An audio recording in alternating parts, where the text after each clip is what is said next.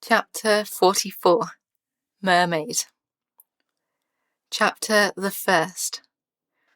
Myth of the ocean, nymph of the sea, half fish, half sprite, aquatic fairy, perfectly formed from skin to scale, strangely conjoined from flesh to tail, cutting through the water, streamlined and sleek, with powerful thrust and perfect physique, a swish through a swirl, diving deep from a pearl, from surface to seabed in descending spin, countering currents by the flick of a fin.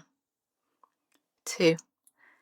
Sea goddess from hip to lip, extraordinary fish from naple to tip, all human above with voluptuous torso, merged in iridescence to the tail below, all mother of pearl and aquamarine, a coil and flip, too fleet to be seen. Rarely glimpsed by human sight, the mermaid swims, too fast for light. Preserving her myth, her legend intact, is she fiction, or is she fact? 3. True apparition or fanciful lie, a corner sighting from a sailor's eye of a beautiful fishtail female form, diving through the surge of an oncoming storm. A water angel who will save his life by guiding the clipper through the broil and strife of angry squall and hurricane wind, until the tempest abates and the waves resigned. Are those two blue eyes and long golden hair merely the figment of a sailor's prayer? Chapter the Second. 1. I know a mermaid alive on dry land, with two shapely legs on which she can stand, but her golden hair and sea-blue eyes betray her lower-limbed disguise, as she walks her way upright and able, through her own human fable, a parallel story of life and line, already well known beneath the brine, where the water kingdom's legend of old is a favourite yarn frequently told. 2. A tale that I must now relate to put an end to all debate, a narrative bound to astonish all, delivered to excite, intrigue and enthrall, as cynicism melts into sheer delight, where skeptic and romantic inadvertently unite, under the orator's word-woven spell, the magic that logic fails to quell, rendering an audience unable to resist the undeniable truth that mermaids exist. 3. Once upon a mermaid in a kingdom marine, far from terra firma in the deep blue and green, where coral gardens and seaweed sway, set a scenic backdrop for a theatrical display of a shoal's precise and unanimous concern, a stripe and colour, twitch and turn, beneath patrolling shadows of long-tailed doom, as rhomboid harbinger stingrays loom. And omen to misfortune is but a fin's breadth delay, as dangers ever present paves calamity's way. Chapter the Third. 1. Unaware of calamity's impending whims, our underwater heroine gaily swims, up and down and along and across, happily ignorant of future loss.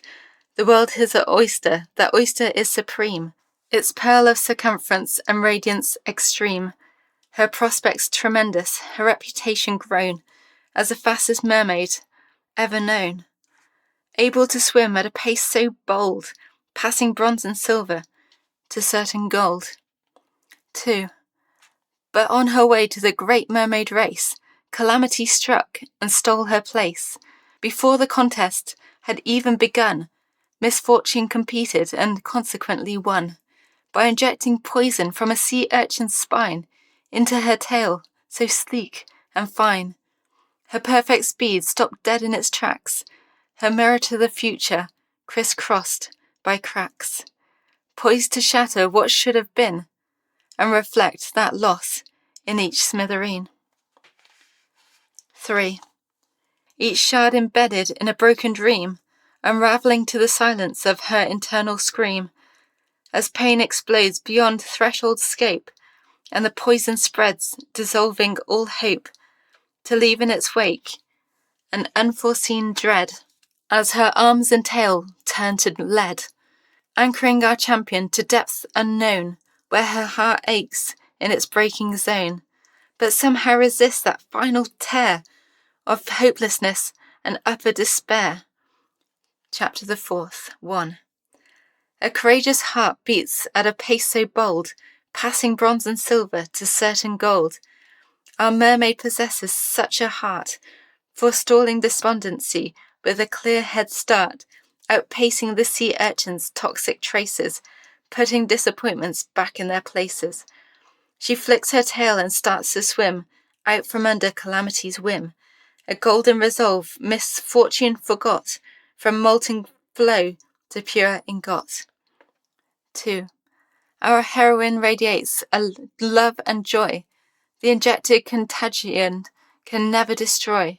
She laughs, she frolics, she jumps, she dives. Her smile lights up 1,000 lives, as shoals about turn in her direction, and dolphins provide their playful protection. To an untamed spirit the venom cannot quell, as she rides a seahorse or the tortoise's shell. And all acknowledge her magical presence, a mother of pearl and iridescence. 3. While her golden heart is warm within, the once begun must again begin. To capture the gold she will wear without, to continue the quest and quash any doubt that she is a mermaid of some renown, destined to wear the laurel crown, and a gold medallion around her neck, a prize the sea urchin can no longer wreck. As smote but undaunted, she reclaims her place and swims towards the great mermaid race. Isabel Mary Wallace, copyright 2009, for Stephanie Millward.